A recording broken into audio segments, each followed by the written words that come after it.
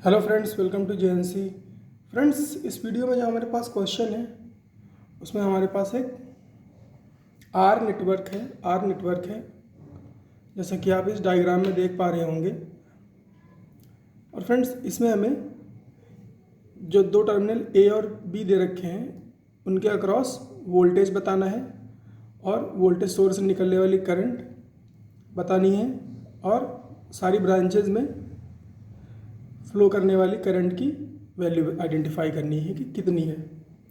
तो फ्रेंड्स, मैं चाहूँगा इस क्वेश्चन को आप पहले अपने से ट्राई कर लें, उसके बाद आ जाए मेरे सॉल्यूशन पे।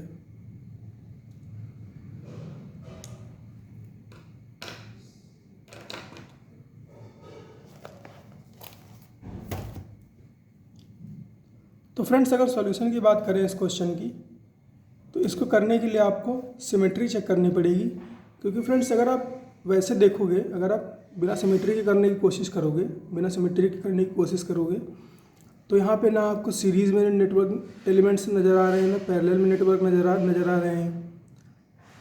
और फ्रेंड्स, अगर आप यहाँ पे किरचॉफ लॉ लगा के सॉल्व करने की कोशिश करोगे तो बहुत टाइम लगेगा। क्योंकि कितनी इक्वेशन बनेंगी आप सोचो, 1 2 3 4 और एक कंप्लीट 5 इक्वेशन बन जाएंगी। तो 5 इक्वेशन सॉल्व करने में आपको फ्रेंड्स बहुत टाइम लगेगा। तो बेटर है कि आप सिमेट्री चेक करो। ऐसे क्वेश्चन जब भी आए, कॉम्प्लेक्स सर्किट जब भी मिले आपको, तो आप हमेशा सिमेट्री चेक करो कि क्या सिमेट्री से काम चल सकता है। तो फ्रेंड्स, सिमेट्री भी कई तरह की होती हैं। एक होती है फोल्डिंग सिमेट्री, और एक होती है मिरर सिमेट्री। तो फ्रेंड्स, यहाँ पर जो क्वेश्चन है हमारे पास, उसमें हम मिरर सिमेट्री चेक करेंगे या मिरर सिमेट्री अप्लाई करेंगे। फोल्डिंग सिमेट्री तब होती जैसे ये ए और बी हमें टर्मिनल दे रखे हैं। तो अगर ये सर्किट एक्स एक्सिस के अलॉन्ग सिमेट्रिक होता है ना, एक्स एक्सिस के अलॉन्ग सिमेट्रिक होता तो इसको फोल्डिंग सिमेट्री बोलते। लेकिन एक्स एक्सिस के अलॉन्ग ये सर्किट सिमेट्रिक नहीं है, ये सिमेट्रिक है वाई एक्सिस के अलॉन्ग, है ना। ये वाई एक्सिस के अलॉन्ग सिमेट्रिक है। जैसे कि आप देख पा रहे होगे, यहाँ पर 3 ओम है, 3R है, यहाँ पर 3R है, यहाँ 2R, यहाँ 2R, यहाँ R, यहाँ 4R, यहाँ 4R। तो फ्रेंड्स, इस रेड लाइन जिसको मैं वाई एक्सिस बोल रहा हूँ या इसको मिरर भी बोलते हैं, तो इसके अक्रॉस ये सर्किट सिमेट्रिक है। तो फ्रेंड्स, सिमेट्री तो हमें मिल गई, लेकिन हम सिमेट्री को यूज़ कैसे करें, ये भी क्वेश्चन उठता है। तो उसके लिए क्या होता है, जब मिरर सिमेट्री होती है तो हम जो टर्मिनल्स होते हैं, है ना, जिनको एंड नोड भी बोल सकते हैं, वहाँ से करंट निकालते हैं। जैसे यहाँ ए टर्मिनल से मैंने आई करंट एंटर कराई और उसको I1 और I2 में डिस्ट्रीब्यूट कर दिया। तो क्या होगा फ्रेंड्स, यहाँ से मैंने इसको I1 और I2 में डिस्ट्रीब्यूट किया। तो फ्रेंड्स, एग्जैक्टली सेम पिक्चर बननी चाहिए बी पर, है ना। मिरर का मतलब यही होता है कि जिस तरह से डिस्ट्रीब्यूट हुआ है ना, उसी तरह से एक्यूमुलेट हो। तो यहाँ पे I1 और I2 जिस तरह से डिस्ट्रीब्यूट हुए हैं वैसे ही यहाँ पर एक्यूमुलेट हो जाएंगे, यहाँ बी पर एक्यूमुलेट हो जाएंगे। तो फ्रेंड्स, अब देखो यहाँ पर क्या सिचुएशन बन रही है। और आप करंट को फर्दर डिस्ट्रीब्यूट कर सकते हो अगर ज़रूरत लगती है, तो आप करंट को फर्दर डिस्ट्रीब्यूट कर सकते हो अगर ज़रूरत लगती है तो। लेकिन हमें यहाँ पे ज़रूरत नहीं पड़ेगी, फिर भी मैं आपको करके दिखा दे रहा हूँ so that you can learn things. क्योंकि फ्रेंड्स, जब आप प्रैक्टिस कर रहे हो तो आपको हर एक कॉन्सेप्ट को एक्सप्लोर करना चाहिए, हर एक पॉसिबिलिटी चेक करनी चाहिए। अगर आप ऐसा नहीं कर रहे हो तो फिर आप गलत कर रहे हो अपने साथ। ये I2 है, I2 आगे गया तो इसको मैंने I3 में डिस्ट्रीब्यूट किया और I4 में डिस्ट्रीब्यूट कर दिया, I3 और I4 में डिस्ट्रीब्यूट कर दिया।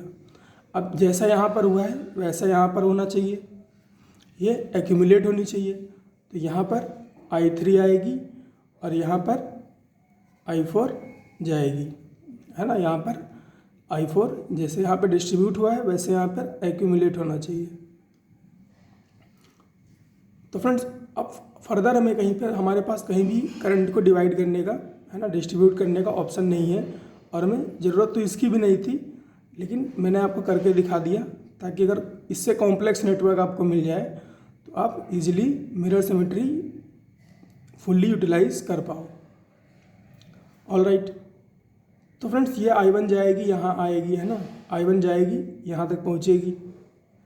फिर फ्रेंड्स I1 के पास क्या रास्ता है, I1 के पास यहाँ से 3 रास्ते हैं, किस पर जानी चाहिए I1। तो आप यहाँ पर देखो, है ना, यहाँ एंड पर देखो, ये फ्रेंड्स यहाँ पर I1 आनी है, यहाँ पर I1 पहुँचनी है।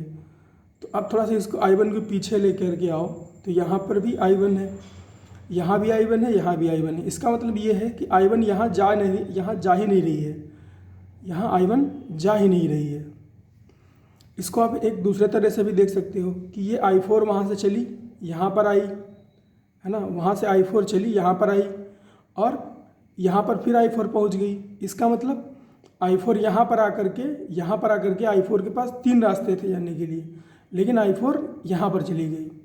तो I4 यहाँ से आके यहाँ चली जा रही है, I1 यहाँ से आके यहाँ चली जा रही है। तो फ्रेंड्स इसका मतलब ये हुआ कि जो ये 2 ब्रांचेज हैं, ये जो V ब्रांच दिख रही है और जो ये RR की ब्रांच दिख रही है, ये दोनों ही ब्रांचेज आइसोलेटेड हैं, दोनों ही ब्रांचेज आइसोलेटेड हैं, अलग अलग हैं। ऑल राइट, अब हम क्या करेंगे, अब हम इसका इक्विवेलेंट सर्किट बनाएंगे, तो इक्विवेलेंट सर्किट में मैंने क्या किया, मैंने देखो यहाँ तो 3R मैंने वैसे ही लिख दिया। उसके बाद इस 2R और इस 2R वाली जो ये V ब्रांच है इसको आइसोलेट कर दिया।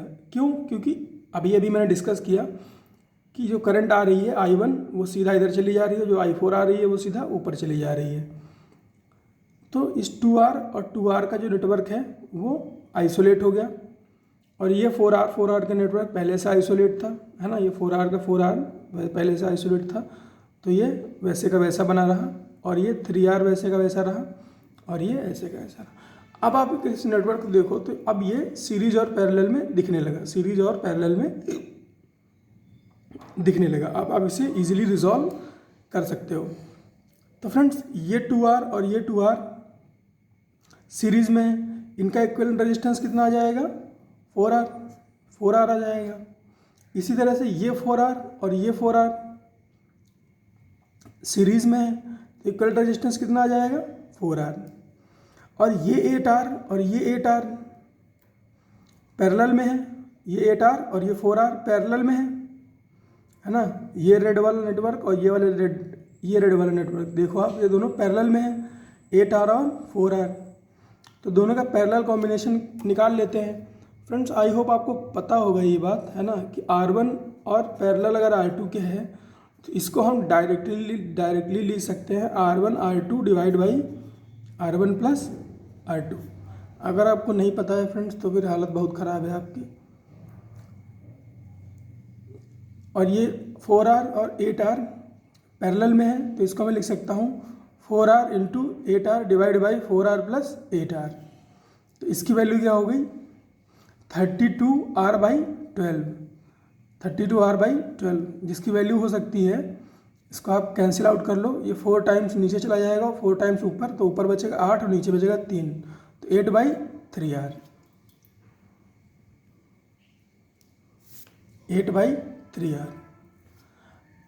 अब फ्रेंड्स इसका जब इक्विवेलेंट रेजिस्टेंस हमने निकाल लिया 8R और 4R का, तो अपने पास जो सर्किट आएगा वो ऐसा आएगा, 3R 8/3 in series with 8/3R और ये 3R 8/3R। और जो कि पैरेलल में होगा,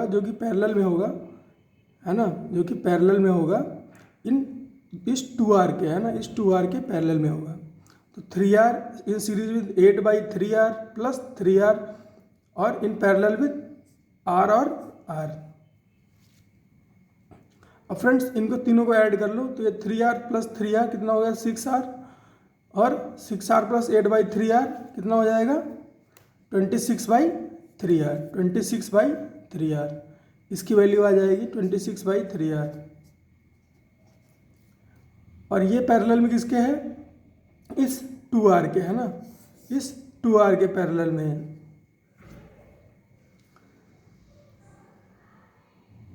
तो 2R in parallel with 26/3R। अब जैसे कि मैंने बताया था R1 R2 upon R1 plus R2, तो 2 इंटू 26/3 डिवाइड बाई 2 प्लस 26/3। इसको आप रिजॉल्व करोगे तो वैल्यू होगी 2 इंटू 26/32। इसको हम लिख सकते हैं 26/16 या फिर 13/8R। तो RAB की वैल्यू क्या आ गई? 13/8R।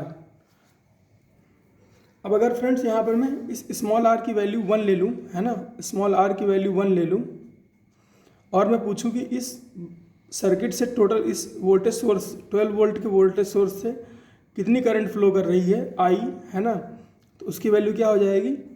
12 डिवाइड बाई 13 और बाई 8 है तो ऊपर चला गया 8, तो वैल्यू कितनी हो जाएगी? 96 divide by 13 ampere. 96 divide by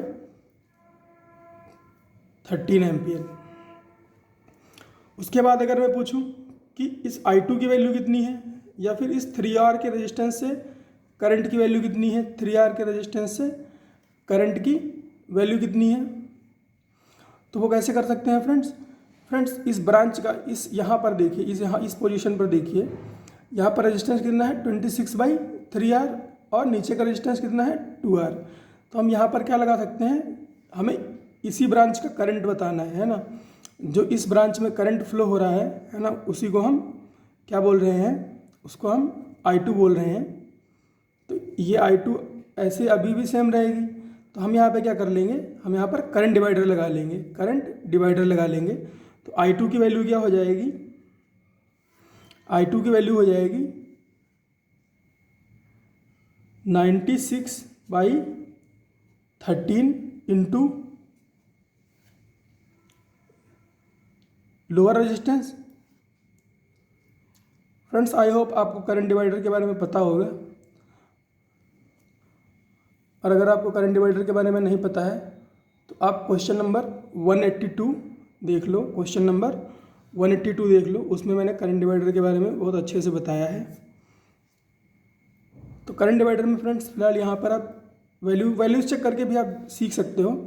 तो करंट डिवाइडर में क्या हो जाएगा, I इंटू, है ना, जिस ब्रांच में करंट चाहिए उसकी ऑपोजिट ब्रांच का रेजिस्टेंस, दैट इज 2R है, R की वैल्यू 1 मैंने ले ली है, तो 2 divide by total resistance, that is first branch और सेकंड ब्रांच का रेजिस्टेंस।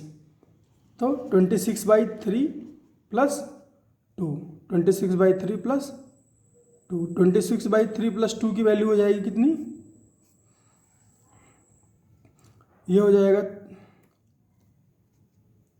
96/13 इंटू 2, ये हो जाएगा नीचे हो जाएगा 32 और ऊपर हो जाएगा 3, ये हो जाएगी वैल्यू I2 की। इसी तरह से I2 की वैल्यू हो गई। अब I1 की वैल्यू कितनी होगी, I माइनस कर लो, है ना, I माइनस I2 कर लो, तो क्या आ जाएगी, I1 की वैल्यू आ जाएगी।